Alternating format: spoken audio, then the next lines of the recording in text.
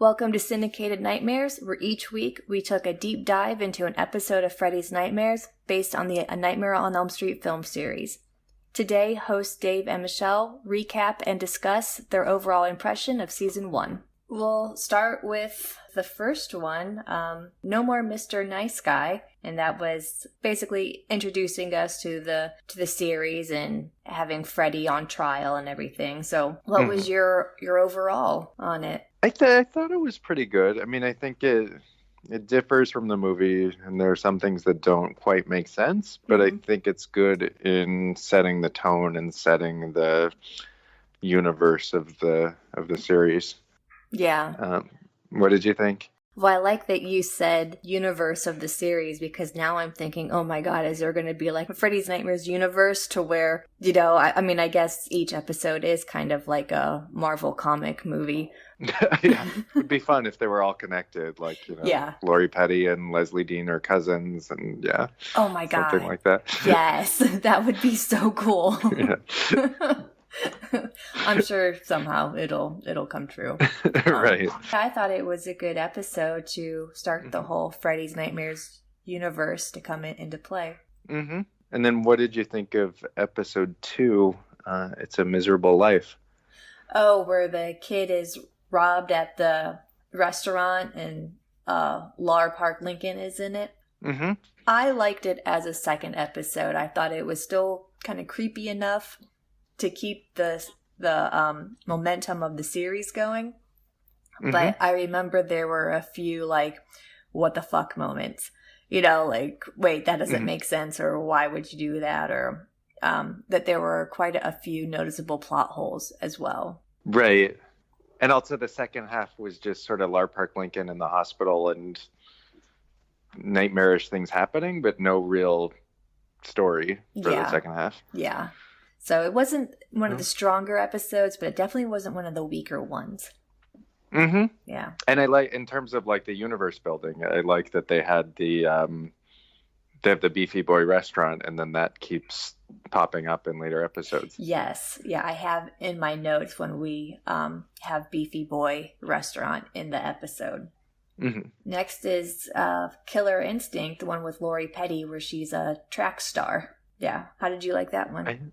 I think that was one of the best ones. I liked that a lot. Yeah, that was a good one. And I like their her relationship with her boyfriend. It was just like a really healthy relationship. And I found myself comparing future boyfriend-girlfriend relationships on the show to that one, and I don't know, I thought for it being the late 80s and not really a time when positive relationships were, a thing. I don't know. I liked it. Yeah, he was very like smart and supportive. Mm-hmm. And also I liked that the other girl, who Lori Petty's rival, like the first half of the episode, she's just like the bitch, but then the second half, it's like we get to know her as a character and know why she's like that. That's right, and we thought it was because she was gay. And she had the hots for right. Lori Petty. But also her home life is kind of a wreck. Oh, yeah. And then up next is Freddy's Tricks and Treats, episode 4 with Mariska Hargitay. Mm-hmm. I think this is one of the better known ones because she's in it. Yes. This one I thought the first half was pretty good, and then it sort of went off the I think for a lot of these episodes we'll have to like split them in half because because they switch things up halfway through, but the second half was not as compelling as the first half. No. Although I did like some of the elements in the second half because it felt very Nightmare on Elm Street 3 to me. Wasn't there something with the TV? Something like that? Yeah, with the TV, and then Mariska gets pulled into this weird world where she's in a boiler room and she sees like a little blonde-haired girl trapped in a cage.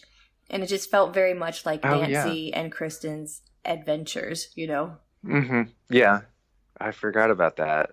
Oh, I also enjoyed that, like I knew that there's a Leslie Dean episode, but also seeing like other people from the movies like randomly pop up in the series. So this one had the coach from Nightmare on Elm Street 5. Oh, yeah. So I was very excited by that. Mm-hmm. Yeah. Yeah, so definitely one of the stronger episodes, but I think just because it's so well known now that Mariska is a big star. Mm-hmm. All right, now we're on a Judy Miller, Come On Down, episode 5. And that's one where the woman is on a game show to win $1 million, and then it changes her life for the better or for the worse. We're not really sure. Yeah. I remember us pointing out a lot of plot holes and things that didn't really make sense, but it's sort of like a weird Twilight Zone episode. I liked this a lot. Yeah, now that I'm able to compare this episode to future ones, I consider it one of the stronger episodes. So yeah, I did like it a lot more as time went on, and especially the second half with the older version of Judy Miller coming. Yeah, that was a nice play on, I guess, time travel. I guess that would be. Yeah, the next one after that was Saturday Night Special, the dating one with the video dating, and then the woman who gets a complete makeover. Yes. That's right. I still find this not to be one of the weaker ones, but I think it would be like smack dab in the middle. If I was like listing them in order of favorites, it would be somewhere in the middle. Mm-hmm. I agree. Yeah, it was fun to watch, but not one of the stronger ones in terms of story. No, not at all. Sister's Keeper is the 7th episode, and this is the first time that we had a follow-up episode in the series. And I know season 2 does this a lot. They have a lot of follow-up episodes, and we'll get into that when we record season 2. But Sister's Keepers, I think, for it not being on any of the DVD packs when a few episodes were released, I think this is like one of the stronger ones just because it's so much like A Nightmare on Elm Street 4. Yes, definitely. Yeah, I liked it a lot. We talked about it on when we discussed the episode, but the whole like them switching places Parent Trap thing didn't really work that well, but the Freddy parts were really good and very reminiscent of the movies. I could definitely see this expanding into a movie of its own. You know, I mean, it needs cleaned up a lot, but I think if they were ever desperate to have another Elm Street movie, they could easily brush the dust off this one and say, hey, let's do something like this. I think that would have been a good idea.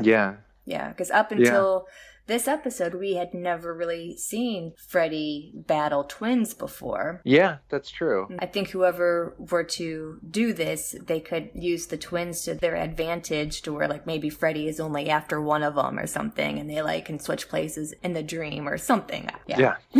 Yeah, so definitely this is one of the stronger ones and definitely up there on my list of favorites. Yeah, it was really fun. And that was where we were talking about like no one says F you like Nancy Thompson. That's true. I think that needs to be made into like a t-shirt or something. Yeah.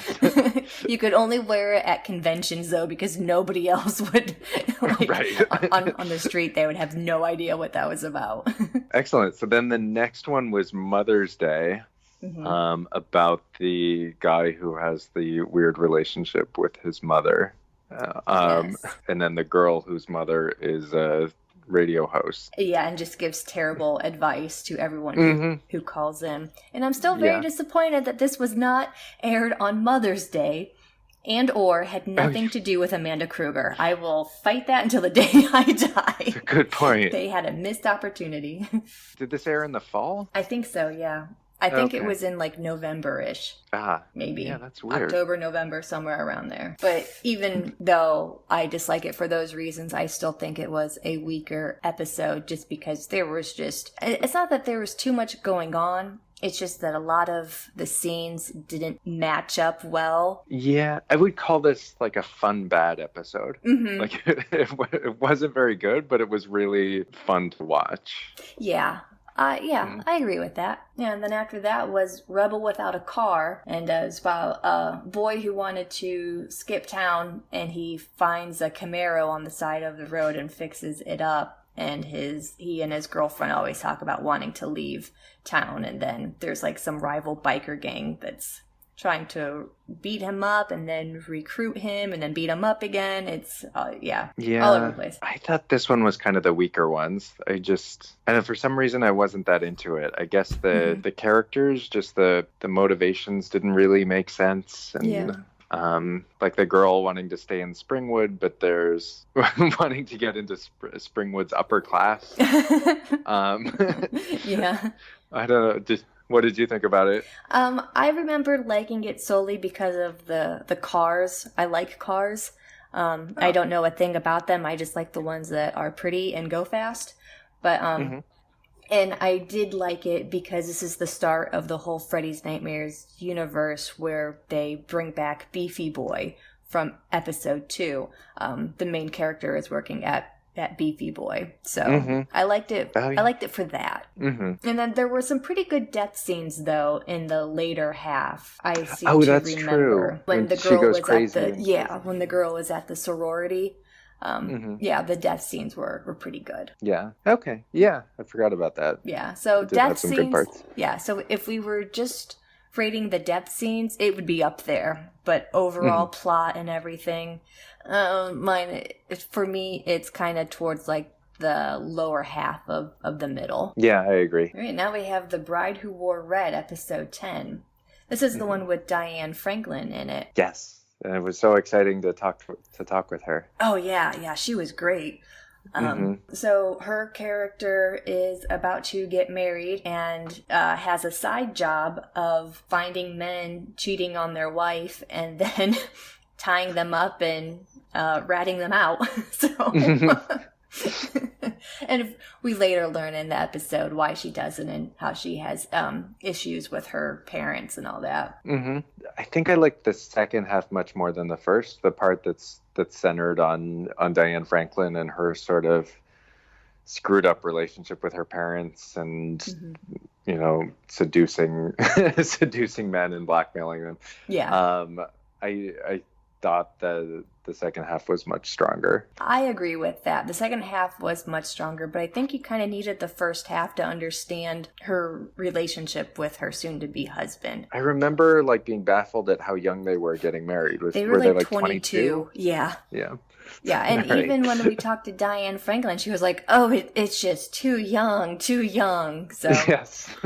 I don't know. I mean, I'll just throw out there that Taylor Hanson married when he was 19, and he's still married to his wife, and that was 16 years ago. So just throwing that out there. Good for them.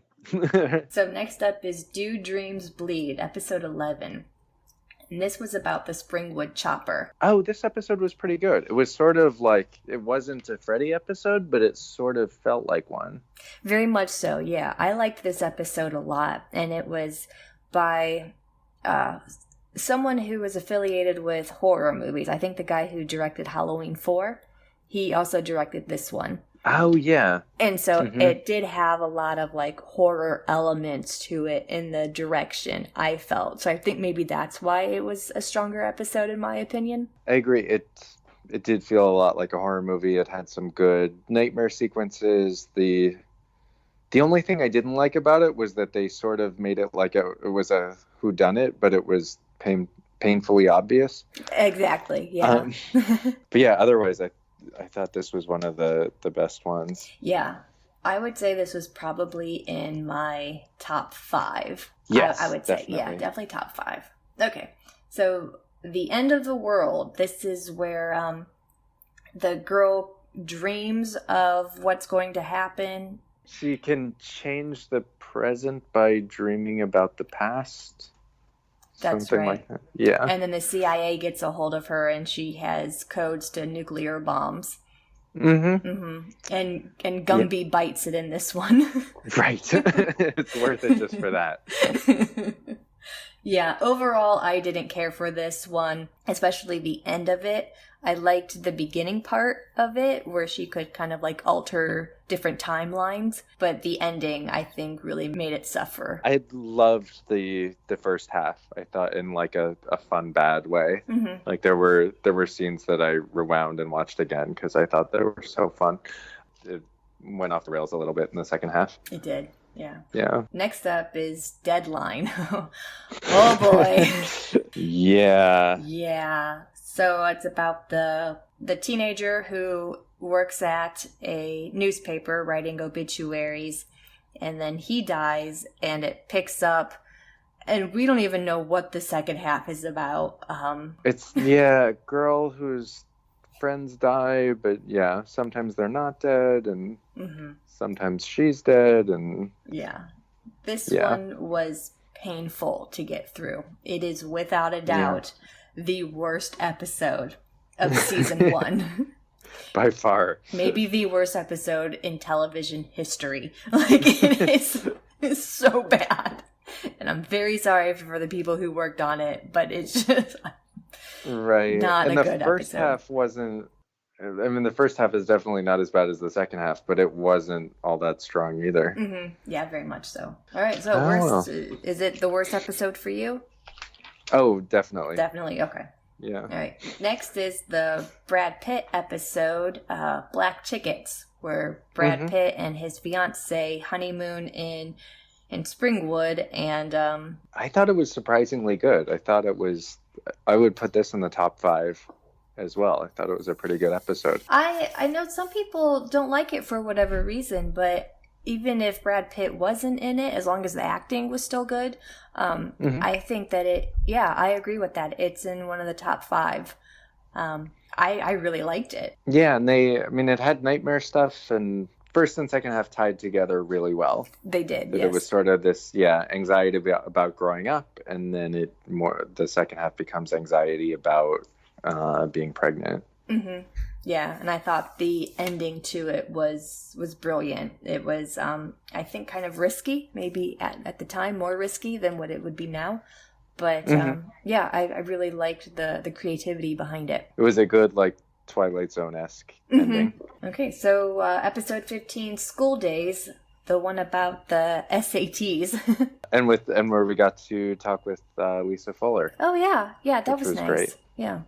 I thought this episode was cute. This was the episode that felt very, like, G-rated. Yeah. It was... Second half was definitely much better about the SATs than there was the first half with the guy not wanting to conform. Yeah, and it had a very, like, Stepford Wives feel to it. Yeah, I liked that part of it, and I kind of liked the whole anxiety about SATs, because in high school they do blow the SATs out of proportion.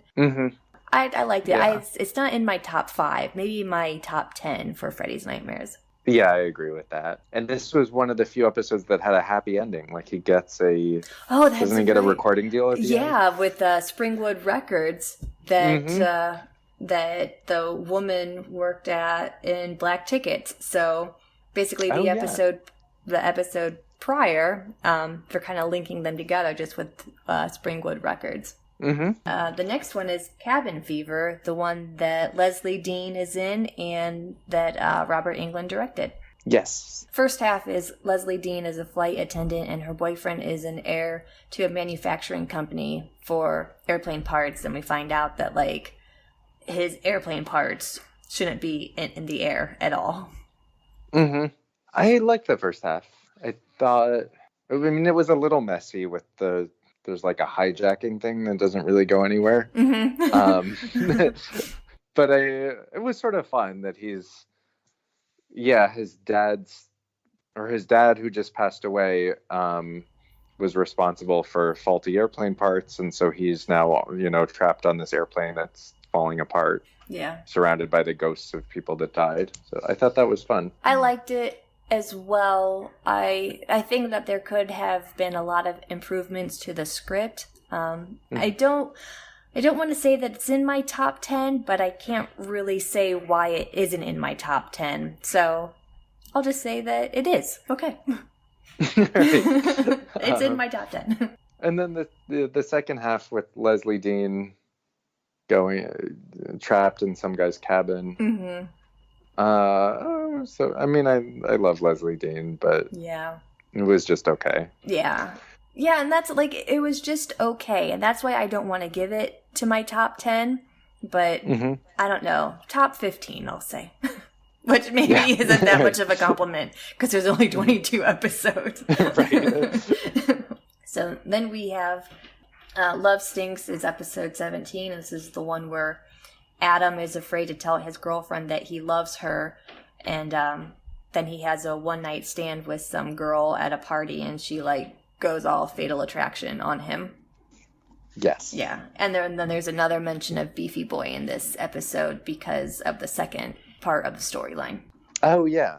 Beefy Boy becoming Cheesy Boy. Mm-hmm. I liked it. I liked Fatal Attraction and all the various movies that copied it. Mm-hmm. So that was fun. It just had that twist that didn't really make sense about the which girl is which. What did you think? I didn't really care for the first half of it. I liked the second half a lot more than the first half. So I think the second half saved the episode. Mm-hmm. Oh, where it's like Sweeney Todd in a pizza place? Yeah, really? That's a really good way to explain it. Mm-hmm. Yeah, so I would say this one is probably in my top 10. I would agree with that. I think it's one of the stronger ones. Yeah, definitely. And it was pretty gory. It's one of the gorier episodes. Yeah, that's right. All right, and then The Art of Death, where we have the boy who draws comics and draws the Phantom, who comes to life in the comic world and will do his bidding and, basically kills his enemies and abducts the girl that he loves. Yes. Yeah, and then the second half, the girl gets harassed by some guy who wants to borrow a textbook. Right. What did you think of it, the episode? I want to say this is in my top 7. Maybe not top 5, but top 7 for sure. I liked it. I thought it was one of the stronger episodes. There were some little weird plot holes to it, but stuff that could be overlooked if you really wanted to analyze it, I think. I agree. I thought this was really good. The only thing I really disliked was the Phantom's costume. I just thought it looked so cheap. Yeah. They just, stopped at Rite Aid on the way to the set and bought a costume. It's quite possible that they did. Yeah. Right.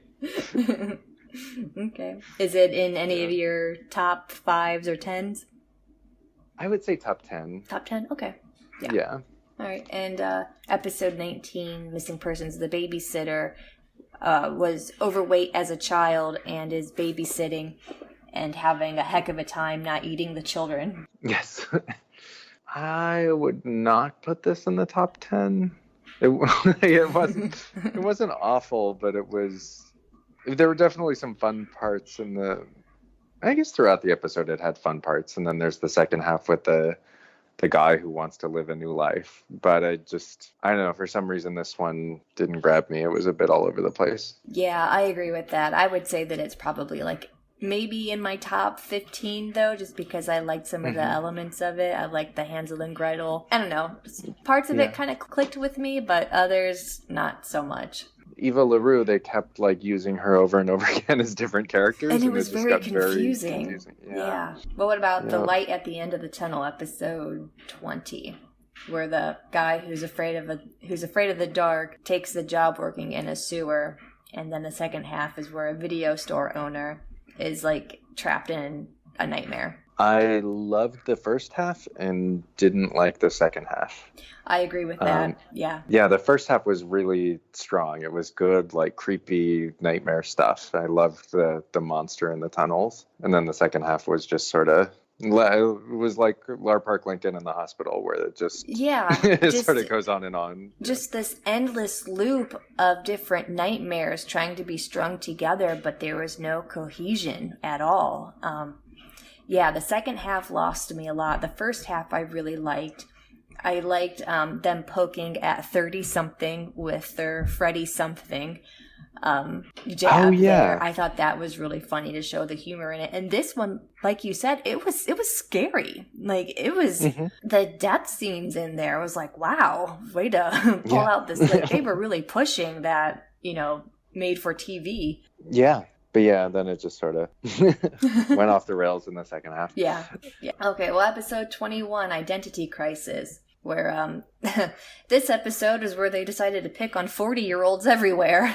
And I looked up, like, Jeff Conaway, I think he was like 38 when they made this. So a man is struggling with his age, and the second half is about a girl finding out that she's adopted and the type of adoption agency she was with. Right. Because I thought the first half was kind of cute with him, like, being this ex-flower child, and his son is all into the corporate. So the execution, I would say, was flawed, but it was a cute topic. What did you think? I didn't like this episode very much at all. I only liked the last half of it because I thought that they were going to turn it into like a Marge Thompson story, which also would have been a better episode plot than Mother's Day.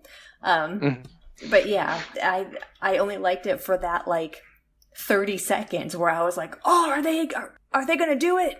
No, they didn't. So it was. But her father was Freddy. Yeah, that's true. Yeah, and I don't think that I can say this is in my top 10 episodes just for like 2 minutes of awesomeness. Right, that's true. Potential awesomeness. But yeah, I didn't really care for it. I would have liked to. I think it needed a lot of work in order to get there into the top 10. Which brings us to the last episode of season 1, Safe Sex, where two virginal teenagers lust after a goth girl who's obsessed with Freddy Krueger. I would say this was one of the best, if not the best, of the season. I thought this episode was really strong. What did you think? I thought this episode was very strong. I don't know if I want to say it's the best episode, but it's probably in my top 3. I mean, like Sister's Keeper, elements of it could be used for a Nightmare movie. Oh, absolutely. Yeah. So, I mean, maybe they'll do that, you know? Who knows what they have planned for Nightmare on Elm Street moving forward. Not even sure they know. No, I don't think they do. I heard, I'm not sure where I read this or where I saw this, but that New Line is more concentrated on their Conjuring universe movies. And so everything else is just like on the back burner. Well, from a business standpoint, that makes sense. Oh, yeah. They all do really well. Yeah, paranormal and supernatural plots are very in right now, so they're gonna want to cash in on that as quick as possible. Yeah. And they don't cost very much to make. No, they don't. And a lot of them are PG-13, so that takes down on the gore factor, which I don't really need gore or a movie to be R-rated in order to enjoy it. I kind of like PG-13 scary movies, but also like I'm not real big into supernatural stuff, so the whole thing kind of loses me. Oh, okay. I like the supernatural ones. Oh, do you? Yeah. Okay. Yeah. Yeah, I just don't believe in ghosts or anything, so, you know, I'm kind of like, well, oh, okay. You know, I don't know. I guess like the Chucky movies, I like the serious ones, but also you're being chased by a doll. So just kick it. All you have to do is kick it and it will go away. Right. Well, the first one's the scariest because nobody really knows it's alive. So yeah, it's very true. Stealthy. But still, just kick it. When it's coming near you, just kick it. Right. I know the movies that don't really scare me are the ones about the devil, because I guess just religion-wise, I didn't grow up believing in the devil, so I don't find that subject matter scary. Yeah, and that's how I feel with the paranormal. Like, I don't believe in ghosts, so it's like the Paranormal Activity movies. I'm like, that's not a ghost moving that. There's like a string somewhere. Right. I like my slasher flicks. Yeah. And even though like the probability of Jason is next to impossible, the fact that there is a guy out there who could be living in the woods, ready to kill you at a moment's notice, like That's what gets me. Mm-hmm. Yeah. But the same guy coming back again and again and again, that's where the improbability comes into play. Right. And also Michael, because, Jason, it's like they're out in a camp in the middle of nowhere, but Michael is like in your neighborhood. Yeah, very true. Which is pretty creepy. And Freddy is every time you go to sleep. So yes. And I think with Freddy, it's acceptable for him to keep coming back because he's a spiritual entity. But yeah, the other two, every time that they get killed, I'm like, you can't realistically have a sequel, people. Right. Let's just stop, Yeah, but I'll buy a ticket every time. Yeah. Okay, and I'll be right there with you. Okay, so there goes that logic. All right. Do you know what your top 5, which episodes would be your top 5? I would say offhand, Sisters Keepers, Safe Sex, Do Dreams Bleed, maybe No More Mr. Nice Guy, just because it's about Freddy and it's what started it all. And I can't say, I have to really think about it for my 5th one, because I feel like, I don't want to waste it. But yeah, so those are, I guess, my top 4. So I would agree on Sisters Keeper, Love Stinks, and Do Dreams Bleed. Okay. And then my last 2 would probably be the Lori Petty one, Killer Instinct, and then maybe Brad Pitt for the 5th. Oh, okay. Yeah, I'll take Brad Pitt as my 5th too. When you said Love Stinks, did you mean Safe Sex? Oh, yes. I meant Safe Sex. So I think ours are pretty similar. Mm-hmm. Yeah, that's good. Yeah, Killer Instinct, I could... It could probably be argued for it to be put into my top 5. Probably. Yeah. Yeah. All right. Yeah, Killer Instinct is in my top 7 for sure. Oh, excellent. Yeah. And we both agree on the worst. Oh, yeah. Yeah. I think that's like the only time all of the U.S. citizens in the world would band together and be like, we all agree this is the worst episode. Right. I don't think there's one person out there who's like, oh, that was the best episode I've ever seen. Right. Okay. Maybe the family members of the actors. Oh, yeah, that's true. Yeah. Like their grandma, says, oh, right. My little Johnny was in this TV show. Mm-hmm. Yeah. Okay. So are you excited for season 2? I am. I'm looking forward to more Freddy. Yeah. How about you? Yeah, I'm excited for season 2. I read some of the episodes ahead, and I think that they're more Freddy centric, and that's good. Mm-hmm. There's a lot of follow-up episodes, so that'll be good too. And we have quite a few guest stars for season 2 as well, so I'm excited about that. Fantastic. Yeah. Excellent. Mm-hmm. So I guess now is a good time to bring on Mick Strawn. Great. Okay, so anyway, I was going to start with. So I was working on Nightmare on Elm Street 4, and I designed 3 and 4, and they came to me towards the end of it and said, "Well, that I want to do this TV series," and I said, "Well, okay." I had no idea how much work and how little the budgets were, and anyway, basically. We went to a little teeny, I think it was 10,000 feet at the most, little tiny warehouse up in the valley. And it was, what we did is we had a living room set that you saw all the time that we painted a little different and changed the windows and doors out, per episode. But we average, the way that they shot it as an hour, and then the way that they were going to distribute it is they were going to distribute it on the half hour, and so there was a turnaround in the middle of each one, and I was put the set that was like Freddy's demented German expressionistic cousin lived in, and they always filmed him over there, which I just loved that set. That set was so much fun. And so I designed that. We set that up. We set up the living room, and that left us 3 from probably about 2 weeks after we started. Every night we changed 2 of those sets. and we did it for 8.5 months. I mean, and it was the most surreal.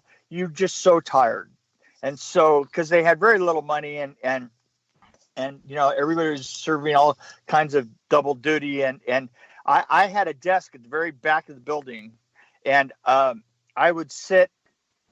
I had my art director sat in a desk right in front of me, facing me, and it's a little tiny room, and literally my days were like this. I would be drawing I would be doing a drawing in front of me, and handing the drawings to the director as I would be on the phone, as I would usually have somebody standing right there, for me that would be asking me a question any second that I wasn't doing one of the other three. And it was constant. And the hours would, and here's the funny thing. When we opened the door, there was the front offices, and down the side of the front offices, we had put it had, just the roll-up door, like 14 high roll-up door, and we had put blankets in front of it, 2 huge blankets to deal with the sound, and you draw them aside to like drop stuff off and stuff. And literally the first day that we got into that building, when we opened the door, it jumped its track and it broke, and it stayed open for 8.5 months. Oh, wow. There was never not anybody in the building for 8.5 months. It was sheer lunacy, because they would shoot all day long up until Saturday, and Sunday we got to turn all the sets around, all 4 of the major sets, and the rest of the time we were doing not. It was a 24-hour affair, and I would hang with the shooting crew for half a day, and so that I could interact with everybody and get an idea of the next script and talk to the director. And then I would hang with my night crew half of the night, and it went on and on and on. But we had a lot of opportunities to do some kind of cool stuff. I really liked some of the things. I had a major problem with the way that it was lit. Now, because the executive producer came from a background, he was an executive producer of. His name was Jeff Freilich. He was a producer for something called Falcon Crest. And Falcon Crest was a nighttime version of daytime TV. Oh yeah. And Falcon Crest had that soap opera lighting, and the way that they achieve that is what I call lighting for the crack of your ass kind of look. Was they would put a coop in the middle of the set. And they would, there'd be a coop hanging over every set, and it would have like they call them coops, and they have like 24 bulbs in them, right? Spread over a 4x8 area with a reflective background, and so it gives you that incredibly intense light. There's no shadows. And it's the antithesis to everything that is a horror film, right? Yeah. And so our job as an art department over the year was to sabotage those fucking things as much as humanly possible. Nice. And I mean that they would come in and we would have stolen all the bulbs and crushed them. We did it so many, and the thing is, who would ever come in here and do something like that? That's great. So it was kind of a battle. I mean, sometimes we would take the plugs out and take clear packing packing tape Mm-hmm. and put it around the edges of the poles, and then put them back together. Which is just a really truly evil thing to do, because the thing is you're working all the time. If you have these little tiny flashlights, right? And you pull the flashlight out and you pull the pin and you look at it and you can't see anything because it still looks like copper. So you plug it back in and you look for something else. Usually that would kill the coops for, like half a day or something, until they would, just scraping them off and go, oh, who does this? Nice. So we did everything that we could, but still, I really hated the look of the lighting on it. I mean, I just cannot even tell you how bad it was. But we did a lot of fun stuff. I mean, I remember one of the first things that we did, I had the guys, I designed and I had the guys build Andre Ellinson, who was a lead carpenter on Nightmare on Elm Street 4.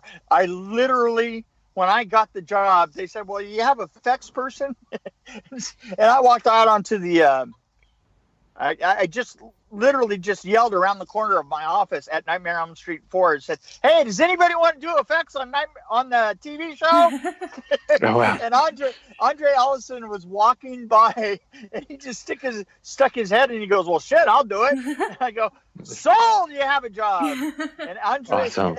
He worked with me for 8 months and he claims that he became a kind of a famous special effects guy from then on. After that show. Fantastic.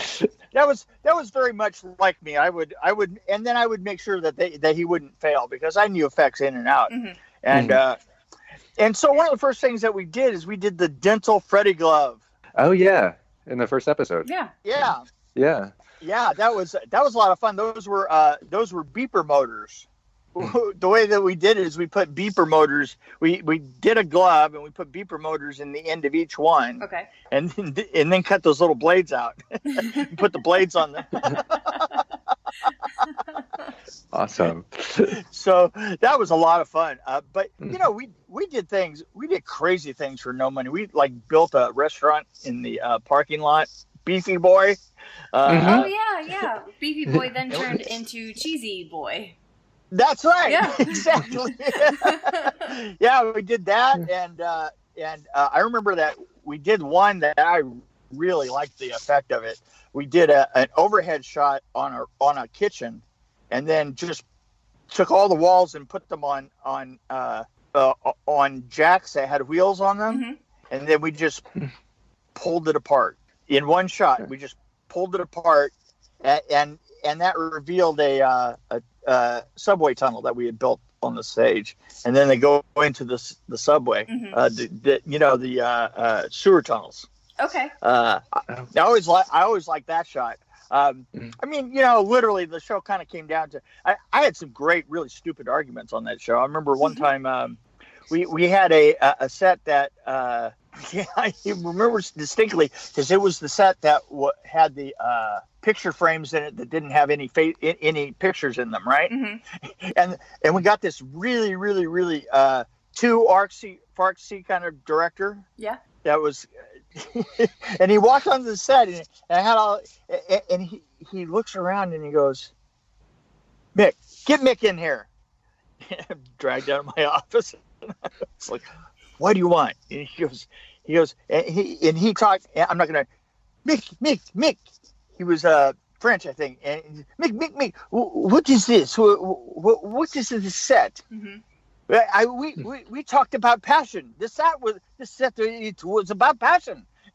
I stood there and went, oh, you meant blue. Oh, I'm really sorry. Just shoot it. You got no time? Yeah. This is what it is. Walk back into my office. How long did each episode have to film? Each episode was an hour long, and we shot for 5 days. Okay. And oh wow, we shot for 5 days. We did pickups on Saturday, pickup shots on Saturday. On Friday night, we would do the read through of the script. On not Friday night, but Friday at lunch, we would do the read through of the script with the new director for the one that's going to start filming Monday. It was chaos. It was just absolutely the most bizarre. I have never in my life forgotten a set. And we actually got up one morning and they walked in and said, "Well, where's the radio station?" What? And literally my set, somebody had spilled something on my script and 3 pages had stuck together. That's why you missed the radio station. Yeah, that's how fucking critical it was back then. I mean, nothing was really on computers. I mean, it's like communication traveled so fast around that building. It's like, 3 pages. Nobody would ever think to talk to somebody else and go, "Well, how about that other, ahead of time?" We were just like focused on the moment and keep going, It was hilarious. So all of a sudden we had to build a set and virtually with everybody standing around waiting for us. So, but I think that we did about 320 sets over the period of 8.5 months. Yeah, which is just it's just loony, just That's absolute. Incredible. That is. Oh, it's not right. I tell you, this is how intense this was. I was driving home around Thanksgiving, which was getting close to the end. I think we were on like the 20th, and I was driving home. It was Thanksgiving. I wound up, my parents were at the house, and I had to go into the office because there was some kind of emergency with closing everything down, and literally, so I'm driving down the road, and I get to I just about get to my off ramp, and it rains just a little, right? Now my car. I had a Mercedes at the time, and the car windshield wipers, in LA, your windshield wipers, they can go 3 or 4 years without replacing them because you just never even, you never use the freaking things. And so it rained, and of course my car was really dirty because I never had time to do anything to it. And so it just smeared, my bad windshield wipers just turned that on, and it just smeared across the across the windshield. And I literally walked into the house crying. Oh no. Literally. And my wife is like, "Oh, well, what's wrong with you crying?" "I'm just driving down the road and the windshield she goes, "God, I'm so glad this ends in a month. You are beyond the pale." And I was so far out there by the last month, Oh yeah. Yeah. But you know what? I knew it was going to be that way from the beginning because I had to meet with why can't I remember his name? Who did the first one? Come on, you guys know. Oh, Toby Hooper? Toby Hooper. I had a meeting with Toby Hooper. And having a meeting with Toby Hooper is the next best thing to being homeless and on the street. I'll give you my imitation of my meeting with Toby Hooper. Okay. So I go in and I said, "Hi, Mr. Hooper, and Mick Strawn. Well, let's get going. I'm British." "Well, kid, I think, I was thinking if we could get with the Freddy comes in from over, and then we, if we could do that, I was wondering and I'm just sitting there going, "Oh fuck, this is just gonna be a nightmare." Yeah. And I gotta tell you, I never once. Every time, I swear to God, I never understood a word the man said to me. Never, not one word. What was it like working with Robert Englund as a director? Robert was great as a director. I mean, you have to understand this about Robert. Robert is a good friend of mine. He is literally the nicest human being in the world. He started talking in the womb, and has yet to shut up once. I mean, literally, if you could staple lips together, the makeup guys would have loved that technology. I mean, he just I cannot tell you how many times I was kicked out of the makeup trailer because they had gotten around his mouth. You know, that was the thing. Is you could do the whole face because Robert could talk, completely still as they worked on everything else. But when they got within 2 inches of his mouth, then they kick you out. And they said, and that didn't stop him. It just, it would just be like periods where he would wait for somebody to answer and then start talking again. But Robert is the nicest guy in the world, and he's so good at film and good at nonverbal expression. I mean he knew the mask. He used to go to, and this is probably more in relationship to the films than it was to us. But he would go to the effects, and he would look through the scene.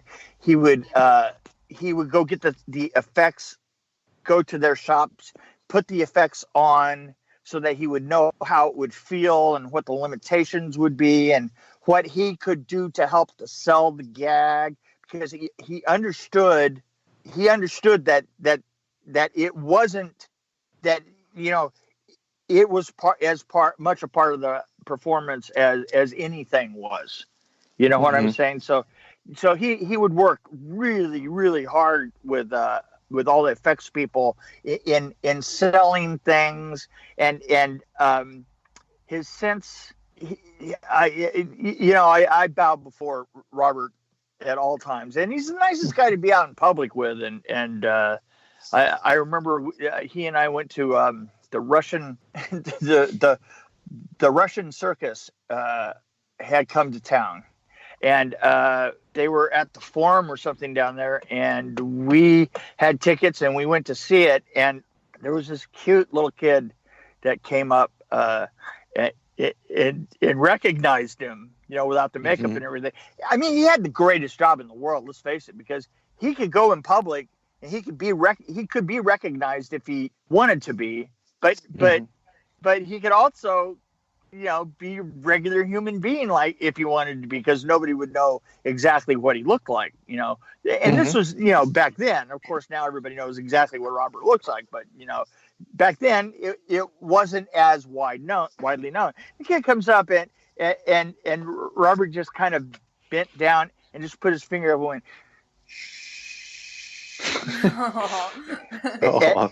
and he took a little picture that he carried some little pictures with him, and he took that and signed it and handed it to him, and then he did it again. He and the kid was like just blown away, all smiles and That's so sweet. Yeah. I remember one time when I worked on Nightmare 3, I remember that a father was bringing his really young son, probably about 6 or 7, like that. And Robert comes out, and his father talks to him for a while, and then Robert bends down and takes some pieces of the mask and shows the kid and holds them to his face, and has the kid touch the face, because he was trying to show him that it was all fake, and that, and it's just Robert is just a prince among men. I mean, he is the real deal. He is the nicest guy in the world, and he wants to do everything possible for his fans, and he wants to talk. Oh my God, he wants to talk. Nice. And were his Freddy scenes, did you shoot multiple episodes of those scenes at once, or did he have to come back week to week to do those? I think we shot multiple scenes. We would shoot them. I think that we shot some of them on Saturdays, along with some of the pickup shots and stuff like that. Because usually those wraparounds didn't have to be rewritten, and they weren't totally script dependent. So, there was we could shoot maybe 3 or 4 of them at a time. I remember we also, on the same stage, once we set up the Elm Street house there for something, and we did the Fat Boys video right there on a Saturday. Oh, okay. On the stage. Oh, nice. Yeah. With Robert there. Oh, that's great. Well, that's good. You're able to knock that all out in one. Yeah. The Fat Boys were hilarious, man. Those guys they had a certain problem with defining the nature of where Freddy began and where Robert ended and Freddy began. You know, like we were having, they had these little scooters. They were in the video, right? Yeah, those little scooters, right? And so I was sitting on the scooters because it was basically my turn to watch them for a while. You know, which everybody was we were understaffed at that point. Everybody had to take a turn. So I was up sitting on one of those scooters and with the three of them around, and they were having a dead serious discussion about who was badder, was Leatherface or Michael Myers or Freddy England. And the guy who had the gold teeth that was really heavy and small, right? I can't think of who his name was, because the other two were talking along, and it was going back and forth, and finally he goes, hadn't heard him speak in a while. He goes, dude, that's you know what? None of that counts. None of that counts at all, because you know Freddy, he always wins, and you know why? Because Freddy come get you in your dreams. And we all had to go, yeah, okay, let's go. I'll go with that. Yeah. In their dreams. The way he said it made it so final, you know? Is there any episode that stands out to you as the most challenging or the most difficult logistically? Oh my God, no. I swear to God, I only remember a little. It was such a shit show. I don't mean a shit. It was a shit show to do it. Yeah. Right. You know, I remember filming with friends like Jerry Olson and Mick Garris. You know, that was one thing, is it did deal with a lot of great people. I do remember one really funny thing though. There was one that had twins. Yes. Sister's Keeper had the pilot, and then there was episode 7 had the twins. Right. And the twins were not overly blessed with acting abilities. And I think it was Wiederhorn, wasn't it? That was the director of that one? Ken Wiederhorn, right? Yeah. And they I just remember literally walking by the room, and they're a cut, and I look over there, and kid goes, what? Wait a minute. Wait, that was acting? You knew the camera was rolling and that was acting? Oh my God. Oh, wow. Those poor girls. So funny. Wow. Yeah, he was kind of brutal, I have to say. Yeah. Wow. No, those poor girls. Oh, no. I can see why they haven't been in anything since then. It's not a business of overwhelming mercy. No, it doesn't sound like it. It's I hate to say it, but in a way, you know, the film business was, a friend of mine once described it as you walk into a room and 20 guys lay their dicks on the table, and the one who's the longest and most erect gets to talk first. Yeah. And that was pretty much that was exactly the way that it was. Mercy was not called for. And were things improvised during the course of filming, or did you generally stick to the script? I generally stuck to the script. Yeah, I mean, in general, yeah.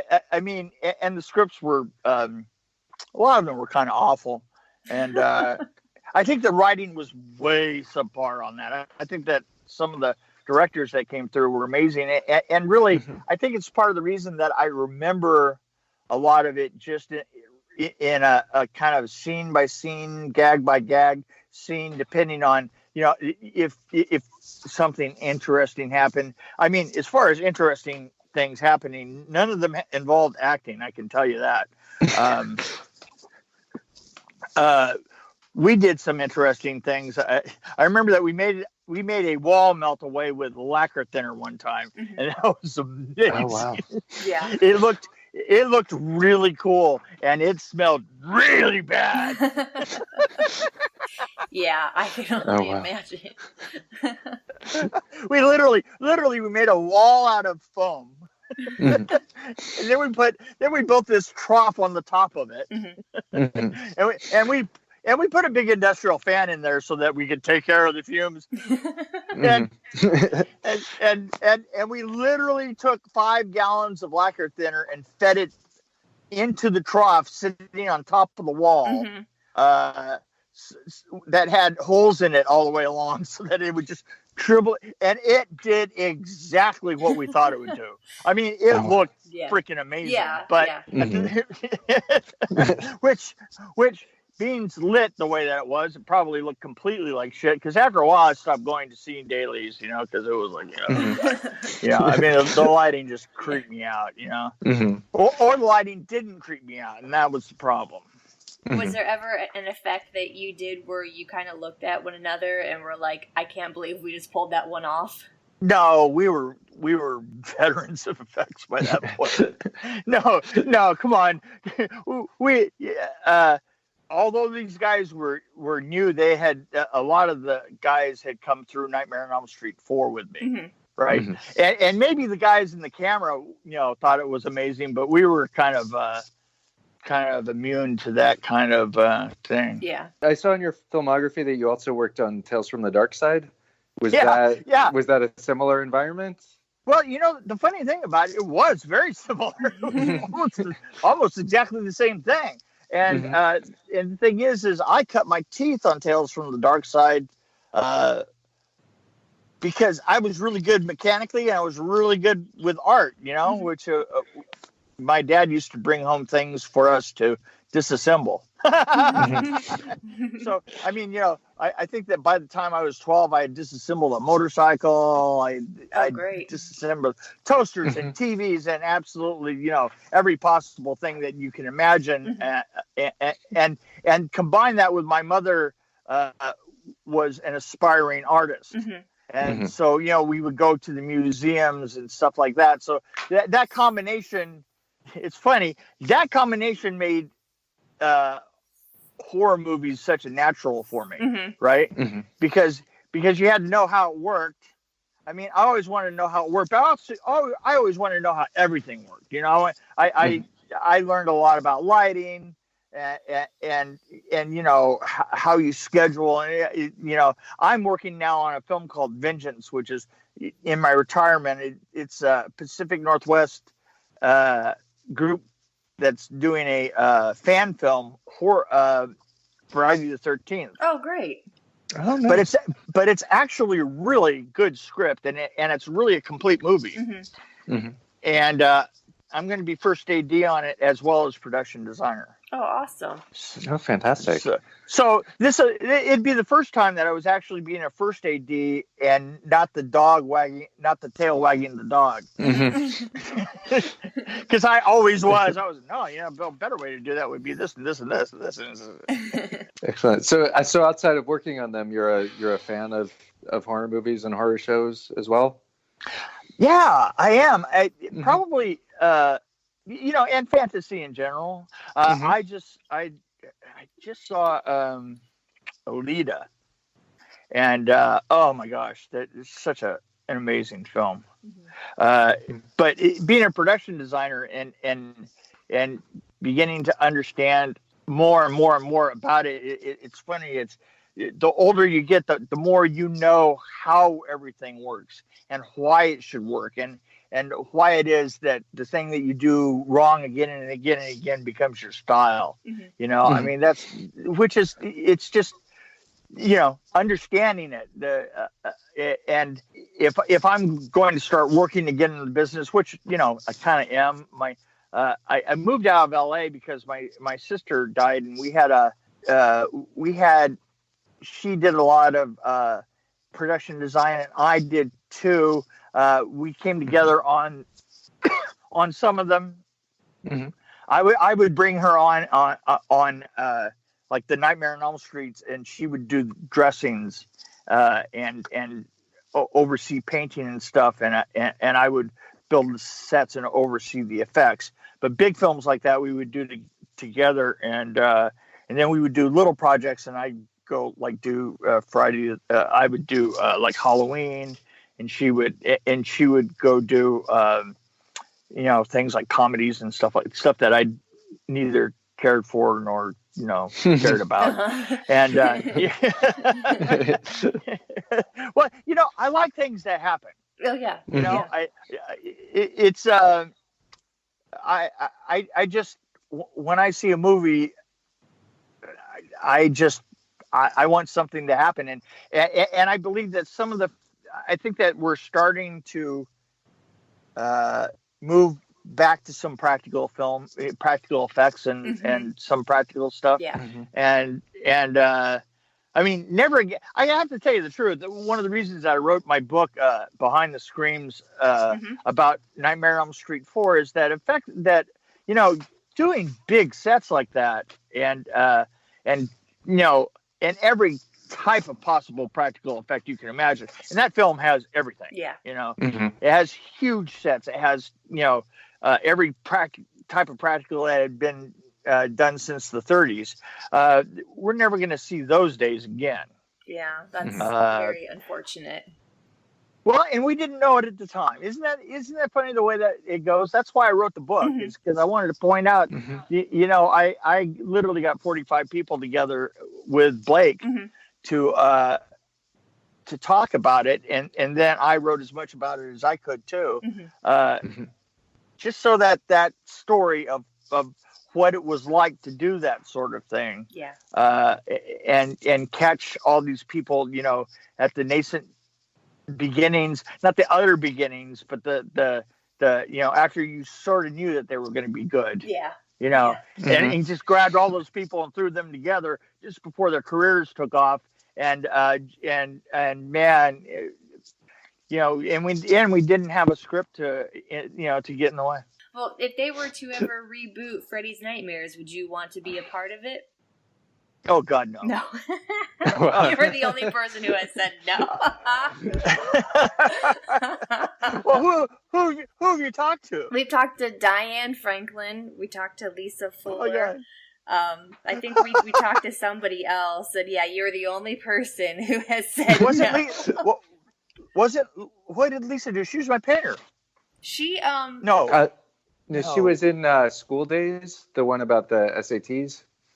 Oh, right. Well, yeah, but those are people that came on for a day, for like a week. Oh yeah, right? Yeah, who had no idea what it was really God, like. That's nothing. I could have done a week on that show standing on my head, and I often did. No, oh God, no! That show, I swear, people found religion on that show. Yeah, I mean, I am not kidding. I had a guy that had a coke problem at the. He was actually on the electrical crew, and he had a coke problem at the beginning of the show. By the end of the show, by the last 2 months of the show, he was sleeping underneath my car.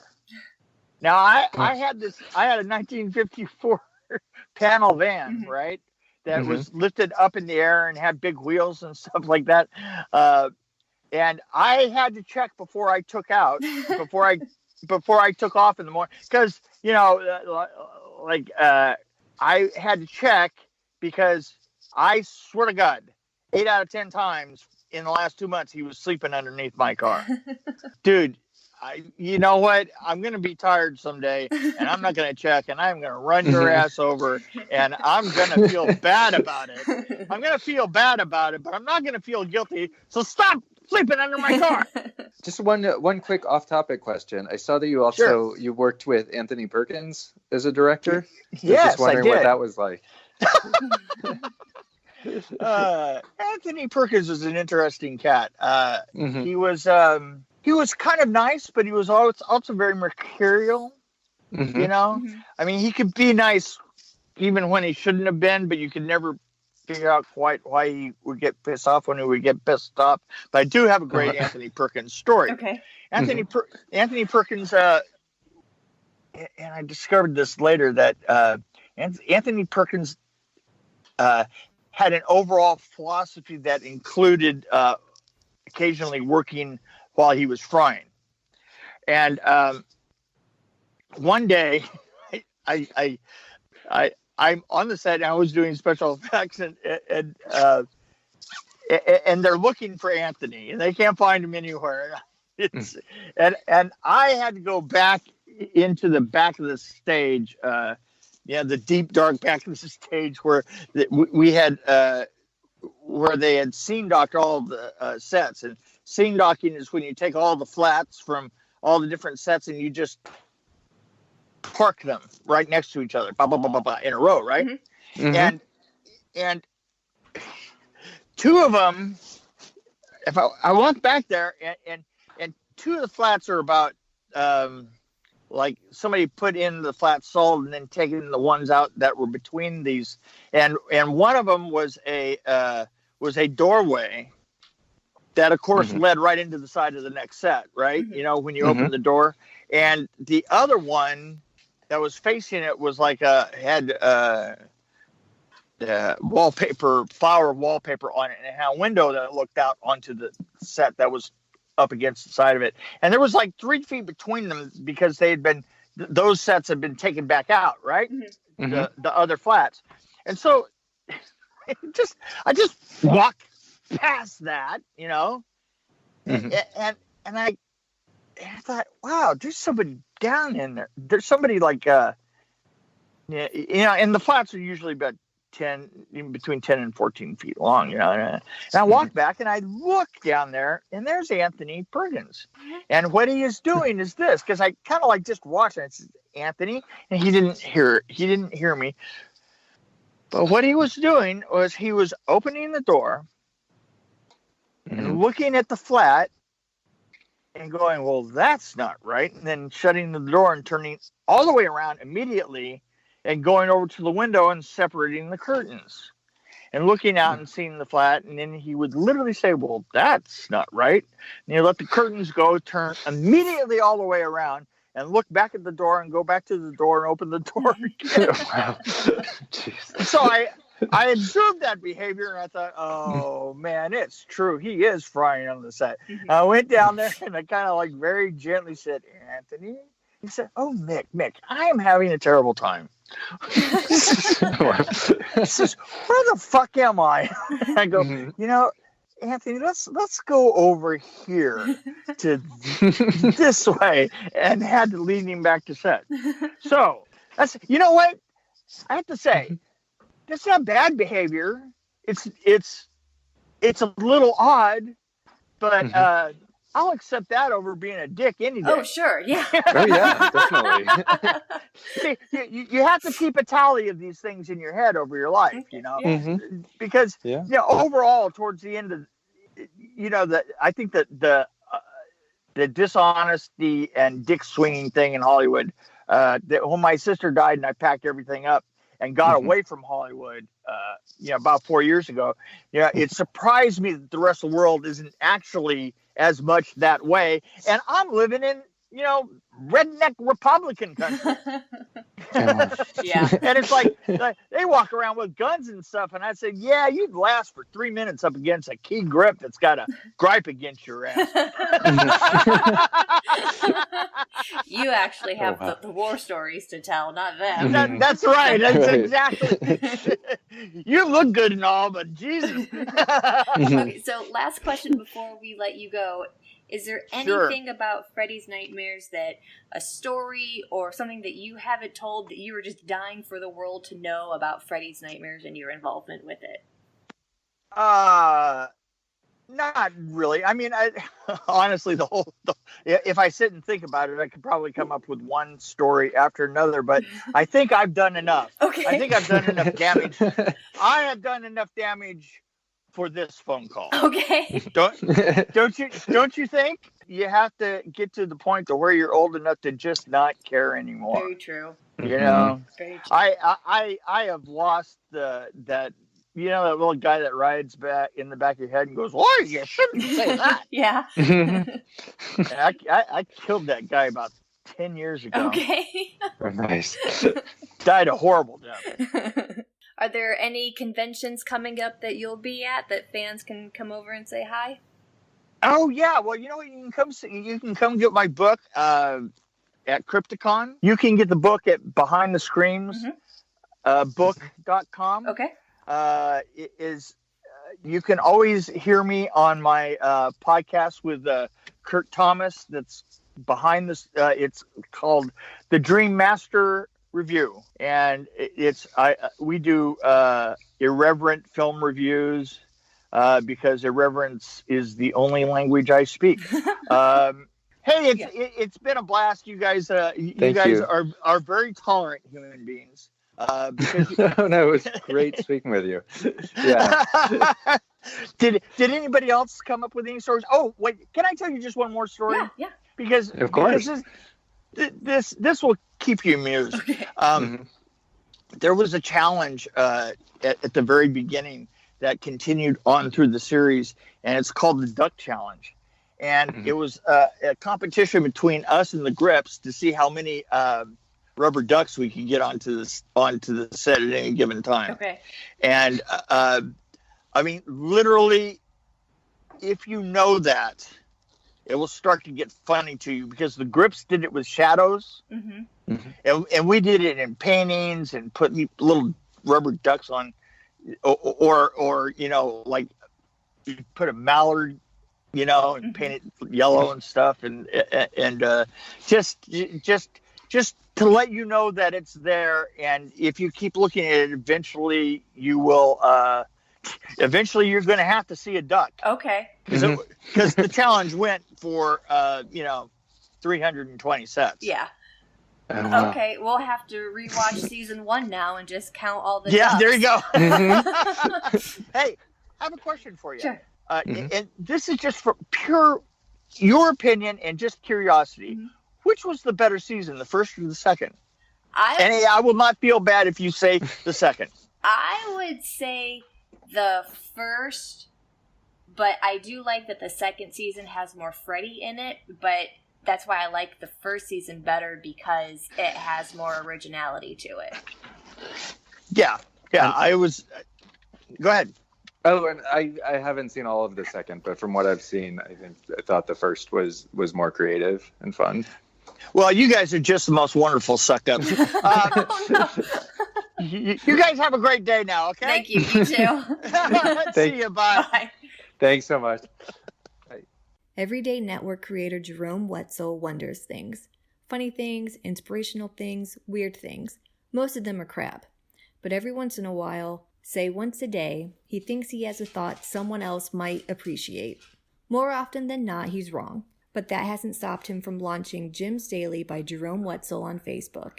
Every day you'll get one post and one post only from Jerome. Like and subscribe to see what he's thinking about next.